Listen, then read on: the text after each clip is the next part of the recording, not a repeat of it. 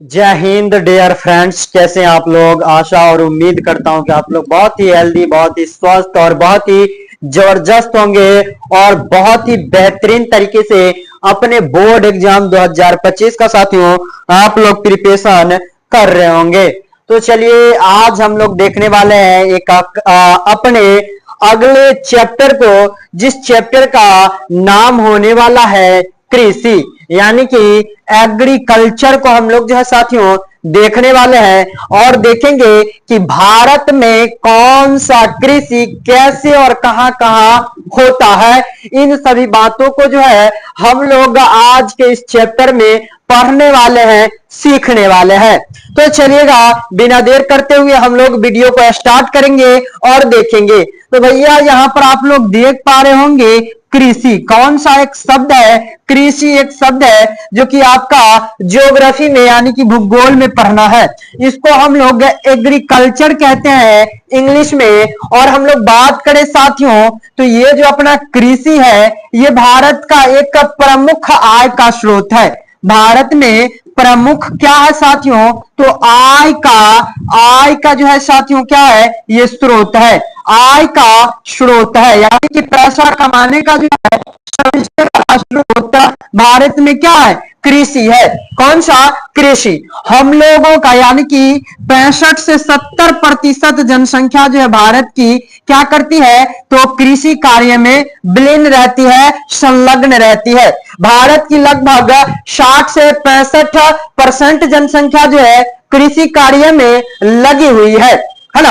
अगर हम लोग बात करें कि भारत का एक प्रमुख कृषि कार्य जो है, कृषि एक प्रमुख आर्थिक क्रियाकलाप है भारतीयों का, तो इसके बारे में हम लोग बात करेंगे। साथ ही साथ ये चैप्टर जो है आपके बोर्ड एग्जाम के लिए बहुत ही इंपॉर्टेंट होता है। यहां से आपसे पूछा जाता है कि कपास की खेती के लिए कौन सा मिट्टी जो है सबसे उपयुक्त है, काली मिट्टी में कौन सा फसल उपजाया जाएगा, काली मिट्टी का और क्या नाम है। इस तरह का प्रश्न जो है साथियों यहां से बोर्ड एग्जाम में कई बार पूछे जा चुके हैं। तो इन सभी प्रश्नों का आंसर जो हम लोग बारी बारी से देखेंगे। तो चलिएगा, सीखिएगा, समझिएगा। तो चलिए हम लोग बात कर लेते हैं इस चैप्टर के बारे में। तो पहला जो आपका प्रश्न आ जाएगा, प्रश्न क्या है, भारत में सबसे अधिक विस्तार किस मिट्टी का है। तो भारत में जो है जलोढ़ मिट्टी, काली मिट्टी, बनिया मिट्टी तो नहीं, यहां पर आप लोग लेटराइट मिट्टी और कह सकते हैं यहां पर मरुस्थलीय मिट्टी। मरुस्थलीय मिट्टी के बारे में जो हम लोग मरुस्थलीय मिट्टी के बारे में हमने आपको क्या किया था, तो पढ़ाया था। तो इन सभी बातों को याद रखते हुए हम लोग चलेंगे। तो भारत में जो सबसे अधिक विस्तार है, सबसे अधिक विस्तार किस मिट्टी का साथियों, तो वह हो जाएगा जलोढ़ मिट्टी। साथियों आपका जलोढ़ मिट्टी जो है दो प्रकार का होता है। एक आपका कौन सा, तो एक होता है आपका खादड़, क्या होता है साथियों, खादड़ होता है। दूसरा आपका बांगड़ होता है, क्या होता है, बांगड़, है ना साथियों। ये दो प्रकार का होता है और आपको कमेंट बॉक्स में एक बार जरूर बताना है कि इन दोनों में से नई जलोढ़ मिट्टी किसको कहेंगे और पुरानी जलोढ़ मिट्टी किसको कहेंगे, एक बार से कमेंट में बताइएगा। तो साथियों मैंने आपको बताया था कि बिहार में यानी कि जिस भी स्थान पर आप देखिएगा कि जनसंख्या का घनत्व जो है सबसे अधिक है, वहां पर आप लोग समझ जाइएगा कि क्या है, जलोढ़ मिट्टी है। कौन सा मिट्टी, जलोढ़ मृदा जो है, जलोढ़ मृदा वहां पर विस्तृत है। तो साथियों हम लोग बात करेंगे कि इतना उपजाऊ मिट्टी होने के बाद भी जो है बिहार की स्थिति क्यों नहीं सुधर रही, बिहार की स्थिति जो है साथियों क्यों नहीं सुधर रही है। तो हम लोग बात करेंगे कि हमारे पास जलोढ़ मिट्टी भी है, लेकिन इतना ज्यादा उसमें उत्पादन करने के बावजूद भी बिहार का विकास क्यों नहीं हो पा रहा है। यहां से एक और सवाल आपका बनता है कि निम्नलिखित में से पिछड़ा राज्य किसको कहा जाता है साथियों, तो अपने बिहार को ही पिछड़ा राज्य कहा जाता है। और क्यों कहा जाता है इसके बारे में भी हम लोग चर्चा करेंगे। आपसे पूछा जाता है कि निम्नलिखित में से कौन बीमारू राज्य है, तो साथियों इसमें भी आपका हो जाएगा बिहार। कौन सा, बिहार। इन दोनों सवालों का जवाब जो है हम लोग लेक्चर में जानेंगे। तो सीखने का प्रयास करिएगा साथियों। बीमारू राज्य आखिर क्यों कहा जाता है? तो बिहार जो है पिछड़ा हुआ है, गरीब है, इसीलिए हम लोग बिहार को बीमारू राज्य भी कहते हैं। इसका जो सबसे बड़ा कारण है साथियों, आप जानते होइएगा कि भारत विश्व में क्षेत्रफल के दृष्टि से साथियों 7वां स्थान रखता है, और जनसंख्या की दृष्टि से साथियों प्रथम स्थान। जनसंख्या की दृष्टि से साथियों भारत का प्रथम स्थान आता है, और क्षेत्रफल की दृष्टि से भारत का 7वां स्थान आता है। ठीक इसी प्रकार हम लोग बात करें तो बिहार का क्षेत्रफल की दृष्टि से 12वां स्थान आता है। क्षेत्रफल की दृष्टि से बिहार का 12वां स्थान आता है, जबकि जनसंख्या की दृष्टि से आपका तीसरा स्थान आता है। कौन सा भैया? आपका तीसरा स्थान आता है। पहला पर भारत में जनसंख्या के दृष्टिकोण से उत्तर प्रदेश यानी कि यूपी, और आपका दूसरा स्थान जो आता है महाराष्ट्र का। किसका साथियों? महाराष्ट्र का स्थान है, जो कि क्या करता है तो हम लोगों को तीसरा स्थान पर भेज देता है। इस तरीके से जनसंख्या की दृष्टि से तीसरे स्थान पर हम बिहारी हैं, और बात करें क्षेत्रफल के दृष्टि से तो 12वें स्थान पर है। इसको हम लोग एक उदाहरण के तहत समझ सकते हैं साथियों। कैसे? एक उदाहरण के तहत प्यारे बच्चों समझने का प्रयास कीजिएगा। जैसे आपके परिवार में किसी भी खुशी में परिवार में भोज रखा गया। क्या भोज रखा गया साथियों? आपका भोज रखा गया, और इसमें कुल मिलाकर के 100 व्यक्ति को निमंत्रण दिया गया। कितने व्यक्ति को? 100 व्यक्ति को निमंत्रण दिया गया। इसमें आपका 100 व्यक्ति अगर बात करोगे तो कम से कम चावल खाएगा साथियों, तो 25 केजी तो खाएगा ही खाएगा, इससे कम तो खाएगा नहीं। और अगर मान लिया जाए कि आप बनाए हैं 5 केजी चावल, अगर आप 5 केजी चावल बनाए हैं, तो ये जो आप 100 व्यक्ति को जो यहाँ पर आप 100 प्रश्न को जो आप बुला करके लाए हैं, ये आपको गालियां न देख जाएगा जी। ये गरियाइबे न करेगा आपको कि नहीं गरियाएगा? बिल्कुल गरियाएगा। क्यों? कि आपने मात्र 5 केजी चावल बनाया, तो ये 100 के 100 व्यक्ति जो है भरपेट नहीं खा सकते। क्यों नहीं खा सकते? तो यहाँ पर जनसंख्या अधिक हो गया है, सामग्री यानी कि संसाधन तो है 5 केजी, लेकिन ये जनसंख्या के अकॉर्डिंग जो है, जनसंख्या के अनुसार नहीं है। तो आपको गाली जरूर सुनना पड़ जाएगा भोज में, समझ रहे हैं ना? ठीक इसी तरह हम लोगों के पास संसाधन है, ऐसा नहीं है कि संसाधन बिहारियों के पास नहीं है, लेकिन संसाधनों की अपेक्षा जो है हमारे यहाँ जनसंख्या अधिक है। जनसंख्या पर नियंत्रण किए बिना हम लोगों का विकास नहीं हो सकता, और इसी संबंध में बिहार के विकास के संबंध में और संसाधन संरक्षण के संबंध में हमारे missile man doctor APJ Abdul Kalam साहब का कथन था कि बिहार के विकास के बिना देश का विकास संभव नहीं है। बिहार के विकास के बिना देश का विकास संभव नहीं है। तो हम लोगों को उनके बातों को मानना चाहिए, फॉलो करना चाहिए, और जनसंख्या पर नियंत्रण करना चाहिए। जनसंख्या पर नियंत्रण करने के लिए हम लोगों को एक काम करना पड़ेगा कि हमारी जो बहनें हैं, हमारी जो महिलाएं हैं, यानी कि स्त्री जो है बिहार की, उनको ज्यादा से ज्यादा शिक्षित करवाना पड़ेगा, यानी कि उनको जो है शिक्षा ग्रहण करने का जो है अवसर देना पड़ेगा। उनके लिए मैं एक और बात कहना चाहूंगा बिहार के स्त्रियों के लिए कि चमकना है तो चांद जैसा मत चमको। चमकना है तो चांद जैसा मत चमको कि कोई आए और नजर लगा के चला जाए। चमकना ही है तो सूर्य जैसा चमको। चमकना ही है तो सूर्य जैसा चमको। देखने के लिए सामने वाले का औकात होना चाहिए। देखने के लिए सामने वाले का औकात होना चाहिए। तो चलिएगा हम लोग अपने जो इस फंडा था आपका बिहार के पिछड़ेपन का, ये बात आप सभी को समझ में आ गया होगा कि देखिए मैं जनसंख्या डायरेक्ट बोल ही नहीं दिया हूं। यहां जनसंख्या जब बढ़ेगा तो आपको पता है जनसंख्या को आवास चाहिए। क्या चाहिए? आवास चाहिए। आवास बनाने के लिए हम लोग पेड़ पौधों की कटाई करेंगे, यानी कि वन की कटाई करेंगे, और जैसे ही वन की कटाई होगी वैसे ही क्या होगा? प्रदूषण में वृद्धि हो जाएगा। क्या हो जाएगा साथियों? प्रदूषण में वृद्धि हो जाएगा, और जैसे ही प्रदूषण में वृद्धि होगा वैसे ही वैश्विक ताप में जो है वृद्धि होगी। ताप में वृद्धि होगी, और जैसे ही वैश्विक ताप में वृद्धि होगी वैसे ही क्या हो जाएगा साथियों, तो आपका ओजोन परत जो है ये ओजोन परत क्षय होना प्रारंभ हो जाएगा। तो जनसंख्या से आपका ये जो है इतना सारा क्या है, तो नुकसान है। जनसंख्या से क्या साथियों, तो इतना सारा आपका नुकसान है। इससे बचने के लिए हम लोगों को बस एक सा काम करना पड़ेगा, जनसंख्या को नियंत्रण करना पड़ेगा, यानी कि जनसंख्या को कम करना पड़ेगा। तो इतना सारा फंडा समझ में आ गया होगा साथियों। तो हम लोग बढ़ते हैं आगे, बने रहिएगा, सीखते रहिएगा।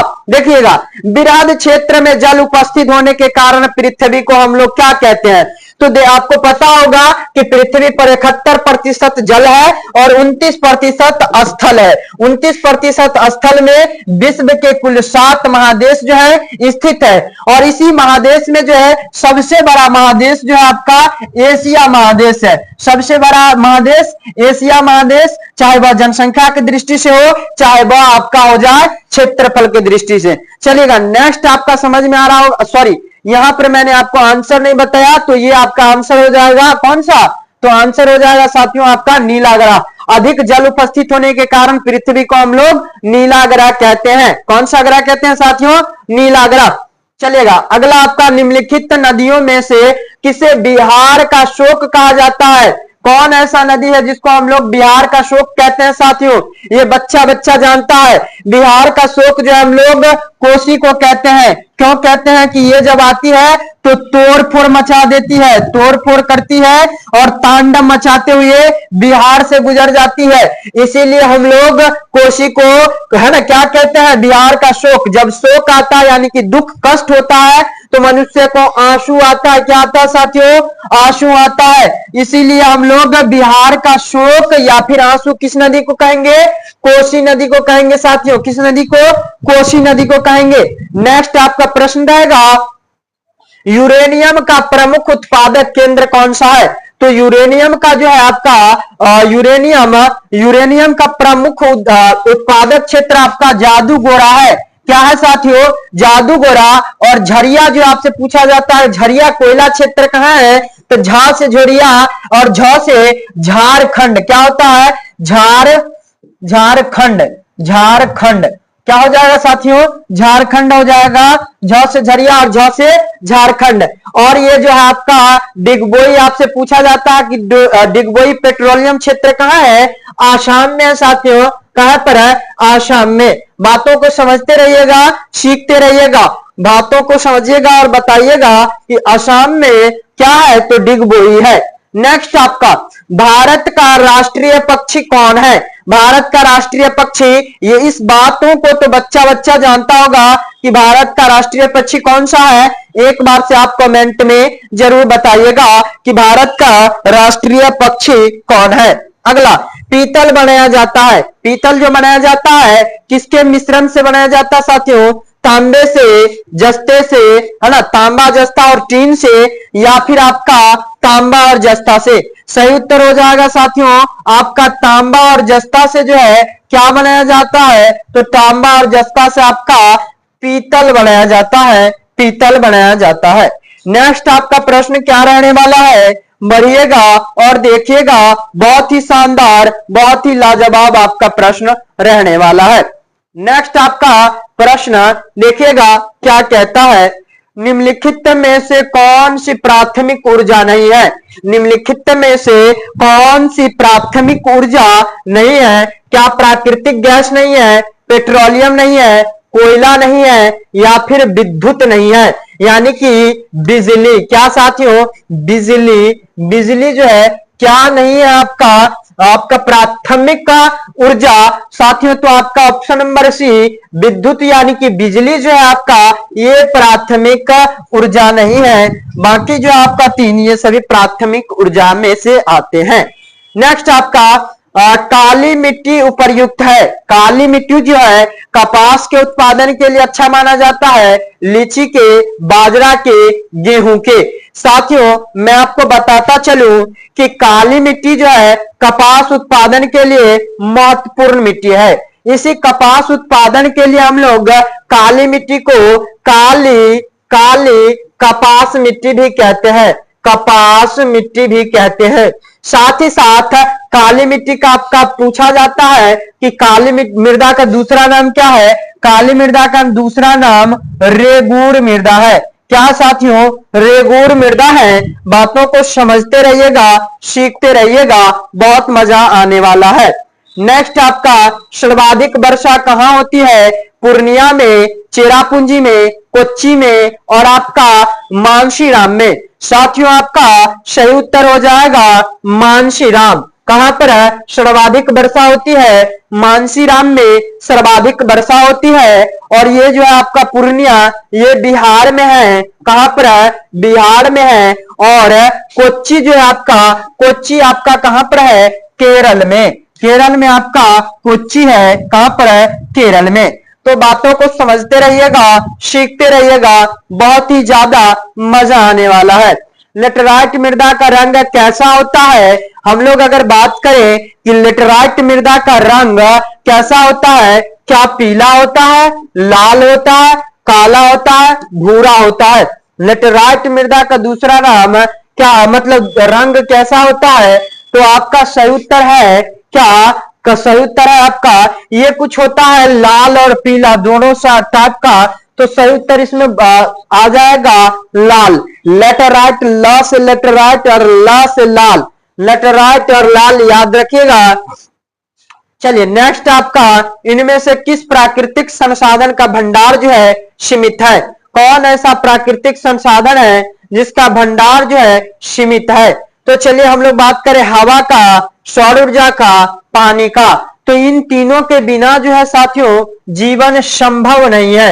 इन तीनों के बिना जो है जीवन संभव नहीं है। तो इसी तरह हम लोग कह सकते हैं कि जिस दिन हवा, सूर्य और ऊर्जा, हवा, सौर ऊर्जा और पानी, ये तीनों खत्म हो जाएगा, जीवन का क्या हो जाएगा, जीवन का अंत हो जाएगा। तो इसमें से जो आपका सही उत्तर आ जाएगा खनिज तेल का। खनिज तेल का संसाधन जो है साथियों क्या है, तो आपका खनिज तेल का ये जो है आपका ऊर्जा का भंडार जो है सीमित है, यानी कि खत्म हो जाएगा, ऐसा बताया जाता है। नेक्स्ट आपका निम्नलिखित, ये आपका रह गया, ये तो हो ही गया, कौन सा, ये वाला है ना। ये निम्नलिखित में कौन प्राकृतिक संसाधन नहीं है। प्राकृतिक संसाधन नहीं है वन, नदी, खनिज और नगर। साथियों प्राकृतिक यानी कि ईश्वरीय, ईश्वर के द्वारा दिया गया। खनिज भी हमारे यहाँ ईश्वर के द्वारा ही दिया गया है। नदी के कर क्षमता बना लेगा खुद से खोद कर। और वन, ये तीनों का तीनों हो जाएगा आपका, क्या हो जाएगा, प्राकृतिक संसाधन। और नगर निर्माण ये जो है ये मानव के हाथों में है। किसके हाथों में, मानव के हाथों में होता है। तो सही उत्तर हो जाएगा साथियों नगर। क्या है, नगर जो है आपका सही उत्तर हो जाएगा। क्या हो जाएगा साथियों, नगर आपका बिल्कुल ही सही उत्तर हो जाएगा। नेक्स्ट आपका लौह अयस्क किस प्रकार का संसाधन है। लौह अयस्क जो है किस प्रकार का संसाधन है, हम लोग चर्चा करेंगे लौह अयस्क के बारे में। तो मैंने आपको बताया था जिसको एक बार उपयोग करने के बाद फिर से नवीन बनाया जाए क्या कहलाएगा, तो आपका नवीकरणीय है। और जिसको नहीं बनाया जाए अनवीकरणीय, तो सही उत्तर आ जाएगा साथियों आपका अनवीकरणीय संसाधन है। कौन सा, लौह अयस्क। लोहा से बनने वाला जितना भी है एक बार उपयोग कर लो तो फिर से उपयोग करना लौह अयस्क को असंभव है। क्या बच्चा, असंभव। चलिए नेक्स्ट आपका प्रश्न, संसाधनों के संरक्षण हेतु सर्वप्रथम किसने वकालत किया था। संसाधनों के संरक्षण हेतु सर्वप्रथम किसने बताया था कि संसाधन का संरक्षण, संरक्षण जो है संरक्षण आवश्यक है। अगर संसाधन का संरक्षण नहीं करेंगे तो हमारी आने वाली पीढ़ी जो है इसको खतरा ही खतरा, खतरा ही खतरा हो सकता है।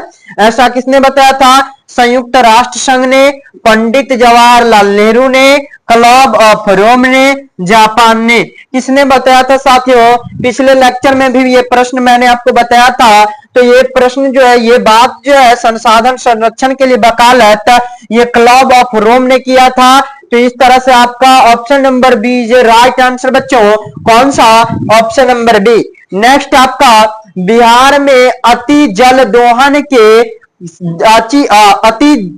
दोहन से भूमिगत जल में किस तत्व का संकेंद्रण जो है बढ़ गया है? किस तत्व का जो है संकेंद्रण बढ़ गया है? यानी कि कहने का अर्थ है कि किस भूमिगत जल का जो हम लोग अति दोहन कर रहे हैं इसके कारण कौन सा रसायन बढ़ गया है मृदा में यानी कि जल में? तो आपका यहाँ पर फ्लोराइड दिया गया, क्लोराइड दिया गया, लौह दिया गया और आर्सेनिक दिया गया साथियों। तो सही उत्तर हो जाएगा आर्सेनिक जो है यहां से बिहार में बढ़ गया है। कहां बढ़ गया बच्चा? आर्सेनिक आपका बढ़ गया है। बातों को याद रखते हुए आगे बढ़ेंगे और हम लोग सीखने का समझने का प्रयास करेंगे ताकि जो है हम लोगों का तैयारी बेहतर नहीं बेहतरीन हो सके। और बेहतरीन तैयारी करने के लिए एक बार से इस चैनल को सब्सक्राइब अवश्य कर लीजिएगा। इंदिरा गांधी नहर परियोजना किस राज्य में बनाया गया है जिससे वहां के लोग जो है बहुत अधिक फायदा ले पाते हैं, अन्यथा जो है वहां पर सिंचाई असंभव था? तो मध्य प्रदेश जो है वन के दृष्टि से भारत का प्रथम स्थान रखता है। भारत का प्रथम स्थान मध्य प्रदेश। राजस्थान में ये इंदिरा गांधी नहर बनाया गया है। कौन सा? इंदिरा गांधी नहर। और आंध्र प्रदेश आप लोग देख पा रहे होंगे यहां से तारी विरोधी, क्या बच्चा? तारी विरोधी आंदोलन की शुरुआत आंध्र प्रदेश से हुई थी। और महाराष्ट्र की राजधानी जो मुंबई है, महाराष्ट्र की राजधानी मुंबई, इसको भारत की वित्तीय राजधानी कहा जाता है। क्या कहा जाता है? भारत की वित्तीय राजधानी। बातों को याद रखेंगे। किस नदी परियोजना का मुख्य उद्देश्य बाढ़ नियंत्रण है? किस नदी परियोजना का जो है मुख्य उद्देश्य साथियों आपका क्या है? तो बाढ़ परियोजना है। बाढ़ परियोजना, क्या ये हीराकुंड बाढ़ परियोजना? हीराकुंड के बारे में पूछा जाता है, किस नदी पर है? महानदी पर। किस नदी पर? महानदी पर। ये बहुत ही इंपॉर्टेंट है। साथ ही ये हीराकुंड परियोजना कहाँ है? तो ये उड़ीसा में है। कहां पर है हीराकुंड परियोजना? उड़ीसा में है। एक बात आपसे यहां पर जो पूछा गया है, कोसी नदी, बाढ़ को नियंत्रण करने के लिए किस परियोजना को बनाया गया साथियों? कोसी नदी। क्योंकि कोसी नदी जो है बिहार का शोक कहा जाता है। क्या कहा जाता है? कोसी नदी को बिहार का शोक कहा जाता है और बिहार वासियों के लिए ये आंसू बन के आती रहती है। इसीलिए जो है बाढ़ नियंत्रण इस परियोजना का उद्देश्य है। हम लोग बात करेंगे कि नदी घाटी परियोजना किसको कहेंगे? तो बच्चा वैसा परियोजना, वैसा योजना जो नदी पर लाई गई हो जिससे एक से अधिक उद्देश्य की पूर्ति जो है आसानी से किया जाए, उसको हम लोग नदी घाटी बहुउद्देशीय परियोजना कहेंगे। तो समझ में आ गया होगा यहां तक मैंने जो आपको बताया। चलिए अगला, प्रति वर्ष जल उपलब्धता के आधार पर विश्व में भारत का स्थान कौन सा है? अगर हम लोग बात करें प्रश्न संख्या 19 का तो सही उत्तर आ जाएगा मेरे बच्चों आपका विश्व का में जो भारत का स्थान है 133वां है। यानी कि प्रति व्यक्ति प्रति वर्ष जल उपलब्धता, यानी कि एक वर्ष में एक व्यक्ति के लिए कितना जो है क्या है जल उपलब्ध है। जैसे एक व्यक्ति के साल में गुना भाग करेंगे यूज के लिए, तो मान लिया जाए 100 लीटर है, तो इस तरह से किसी देश का 133वां मैंने बताया आपको, तो 132 देश जो होंगे भारत से, उसमें 100 से ज्यादा, किसी का 101 होगा, किसी का 102 होगा, है ना, इस तरह से किसी का ज्यादा होगा। भारत का 132वां स्थान आता है जल उपलब्धता, यानी कि एक साल में एक व्यक्ति का हिस्सा कितना बैठता है जल का, उस दृष्टिकोण से भारत का जो साथियों कौन सा स्थान 133वां स्थान है। अगला वर्षा जल संग्रहण के ढांचों को हर घर में बनाना किस राज्य में अनिवार्य है? किस राज्य में अनिवार्य है साथियों? बिहार में, उत्तर प्रदेश में, तमिलनाडु में, उड़ीसा में। अगर हम लोग बात करें प्रश्न संख्या 20 का, तो कौन सा उत्तर आ जाएगा आपका? मतलब कि वर्षा जल को संग्रहण करने के लिए हो, या वर्षा जल को संग्रहण मतलब वर्षा जल को ऐसे बचा के रखना कि बाद में उसे क्या किया जा सके? उपयोग किया जा सके। ये किस राज्य के लिए अनिवार्य है? तो बिहार में चलने वाली बात है, उत्तर प्रदेश में चलने वाली बात है, उड़ीसा में चलने वाली बात है। लेकिन आपका सबसे भारत का जो दक्षिणतम राज्य है तमिलनाडु, यहां पर जो आप देख पा रहे होंगे कि ये आपका केरल है और ये वाला जो आपका तमिलनाडु है साथियों, इसको जो है वर्षा जल संग्रहण करने की आवश्यकता है, नहीं तो यहाँ पर जो है जल की उपलब्धता समाप्त हो जाएगी और लोगों को जो है कठिनाइयों का सामना करना पड़ सकता है। अतः वहां के लोगों को सजग होना चाहिए, जागरूक होना चाहिए और वर्षा जल संग्रहण जो है करना चाहिए। इसका विधि होता है कि अगर छत पर वर्षा हो रहा, मतलब वर्षा के सीजन में, तो इस पाइप यहां से लगा के और अपने आंगन में एक टैंकी टाइप बना लेना चाहिए और यहां पर संग्रहण करना चाहिए, जिससे मवेशी को धोया जा सकता है, गाड़ी वगैरह धोया जा सकता है, पौधों में पानी पटाया जा सकता है, साथ ही साथ इस तरह का साफ सफाई वाला कार्य जो है किया जा सकता है, जिससे वर्षा जल के बचाव के कारण जो है भूमिगत जल पर निर्भरता कम किया जा सकता है।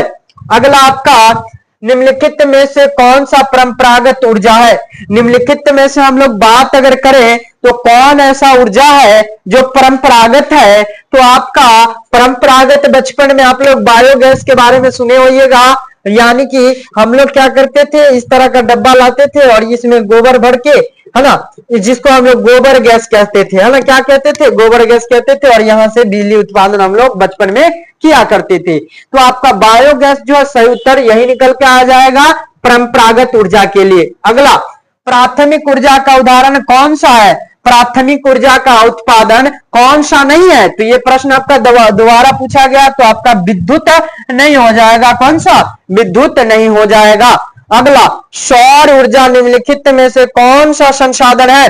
सौर ऊर्जा निम्नलिखित में से कौन सा संसाधन? मानवकृत, यानी कि मानव तो इसको बनाता नहीं, तो गलत। अनवीकरणीय ऊर्जा जिस दिन हो जाएगा बच्चा, अगला दिन सूर्य नहीं उगेगा तो फिर हम लोग चल देंगे ऊपर, तो आपका सही उत्तर आ जाएगा नवीकरणीय। कौन सा संसाधन हो जाएगा बच्चा? नवीकरणीय संसाधन, याद रखेंगे। नेक्स्ट आपका, क्योटो सम्मेलन किस देश में आयोजित किया गया था? बच्चा, क्योटो सम्मेलन के बारे में अगर आपसे बात किया जाए तो क्योटो जो है आपका जापान का एक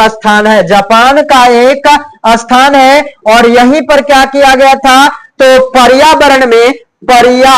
पर्यावरण में संसाधन के संरक्षण के लिए एक सम्मेलन बुलाया गया, जिसका नाम क्या पड़ा साथियों? क्योटो सम्मेलन पड़ा। कौन सा? क्योटो सम्मेलन। अगला, चिपको आंदोलन कार्यक्रम किसके द्वारा चलाया गया? साथियों, चिपको आंदोलन की शुरुआत 1972 ईस्वी में उत्तराखंड के, कहां के? उत्तराखंड के टेहरी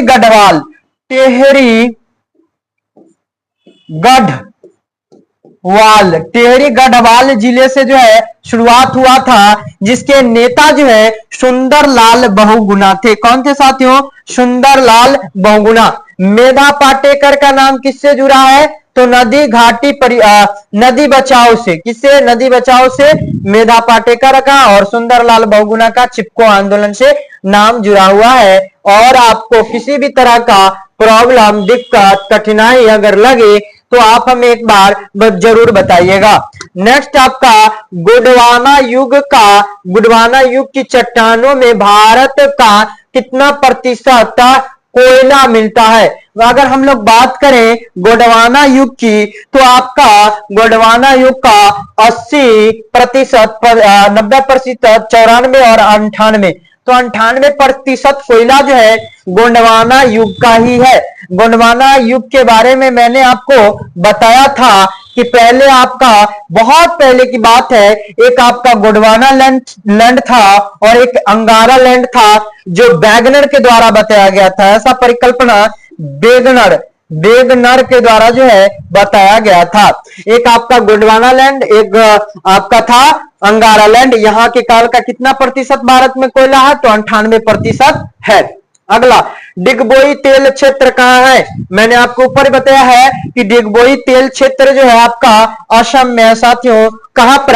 असम में। और आपका पूछा जाता है कि बरौनी जो है, बरौनी तेल उत्पादक क्षेत्र कहां है? तो अपने बिहार में। बरौनी कहां है सथिया? बिहार में। हथियो कहां पर? बिहार में। बा से बरौनी और बा से बिहार होता है। बातों को याद रखेंगे, ये बहुत ही आसान बात है। अगला, भारत का पहला परमाणु ऊर्जा केंद्र कहां पर लगाया गया? तो भारत का पहला परमाणु ऊर्जा केंद्र जो आपका लगाया गया था तारापुर कहां है? महाराष्ट्र में। महाराष्ट्र में जो है तारापुर आपका है महाराष्ट्र में। नरौरा जो आपका नरौरा, ये आपका उत्तर प्रदेश में है। कहां पर है? उत्तर प्रदेश में। कलपक्कम ये शायद आपका कर्नाटक या गुजरात में है। एक बार आप लोग कंफर्म हो लेंगे, कर्नाटक या गुजरात में। कलपक्कम आपका कर्नाटक या गुजरात में है, याद एक बार से कर लेंगे। प्रथम पृथ्वी सम्मेलन 1992। प्रथम पृथ्वी सम्मेलन 1992 किस देश में आयोजित हुआ था? तो ब्राजील के रियो डी जेनेरो में। ब्राजील के रियो डी जेनेरो में। ब्राजील के रियो डी जेनेरो में। साथियों कहां पर है? ब्राजील के रियो डी जेनेरो में। सोपानी कृषि किस राज्य का प्रचलित है? तो फंडा मैंने आपको पिछले क्लास में बताया था, ये उत्तराखंड में जो है बच्चा प्रचलित है। कहां पर? उत्तराखंड में प्रचलित है सोपानी कृषि। बातों को याद रखेंगे जितने भी बच्चे लेक्चर में बने हुए हैं, और लेक्चर को सीखते समझते और आगे शेयर करते हुए बढ़ेंगे। चलिए नेक्स्ट, मरुस्थलीय मृदा का विस्तार भारत के कहां पर हुआ है? कहां हुआ है? यहां पर है, यहां पर है, यहां पर या फिर यहां पर। तो मरुस्थलीय मृदा जो है भारत के पश्चिमतम क्षेत्र राजस्थान में। कहां पर? राजस्थान में जो है मरुस्थलीय क्षेत्र देखा गया है। और कुछ स्थान जो है आपका यहाँ पर मरुस्थलीय नहीं है, यहाँ पर शुष्क वाला जो है आपका कच्छ है। कहां पर है? कच्छ में जो है आपका गुजरात में पड़ता है, यहां पर भी कुछ क्षेत्र देखा गया है। मेढक के प्रजनन को बाधित करने वाला रसायन कौन सा है? मेढक में जनन की क्रिया को प्रभावित करने वाला रसायन कौन सा है? तो भैया एंड्रीन हो जाएगा। इसका भी फंडा मैंने पिछले क्लास में बता दिया था। लेक्चर आप लोग जाकर के एक बार पिछला वाला देख लेंगे, डिस्क्रिप्शन में लिंक मिल जाएगा।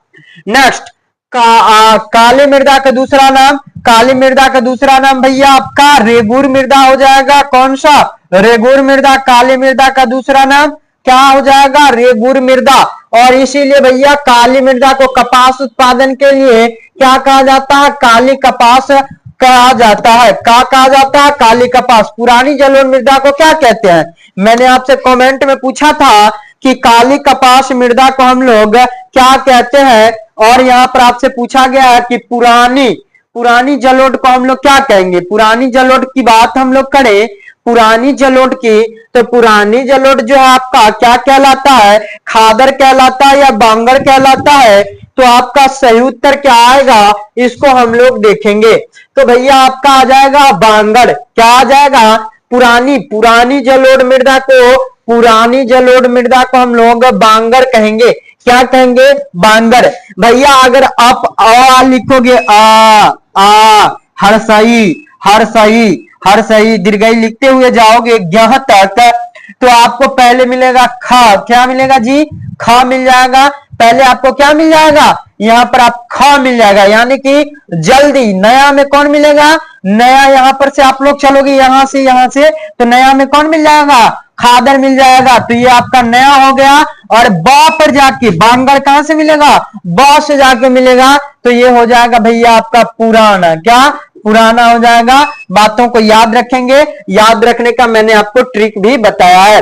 अगला, बृहद जल उपस्थित होने के कारण पृथ्वी को कौन सा ग्रह बच्चा बच्चा जानता है? नीला ग्रह। कौन सा बच्चा? नीला ग्रह। अगला जो आपका कुल जल का कितना प्रतिशत क्या किसमें है? तो महासागर में है। मान लो कि धरती पर 100% जल है, इसमें से आप जानते होइएगा कि महासागर में जो है कितना परसेंट है? महासागर ही 71% जल उपलब्ध करवाता है ना।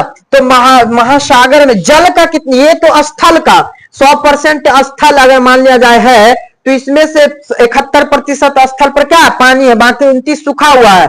तो बच्चा आपका अगर 71% स्थल के रूप में है तो 100% जल मानेंगे तो कितना प्रतिशत जो आपका महासागर में है? यही बात आपसे पूछा गया प्रश्न संख्या 36 में। प्रश्न संख्या 36 में जो पूछा गया है, इसका 36 नहीं, आपका यहाँ पर 37 में प्रश्न है ना, नीला ग्रह हो जाएगा। और 37 का जो आपका उत्तर हो जाएगा 96.5%।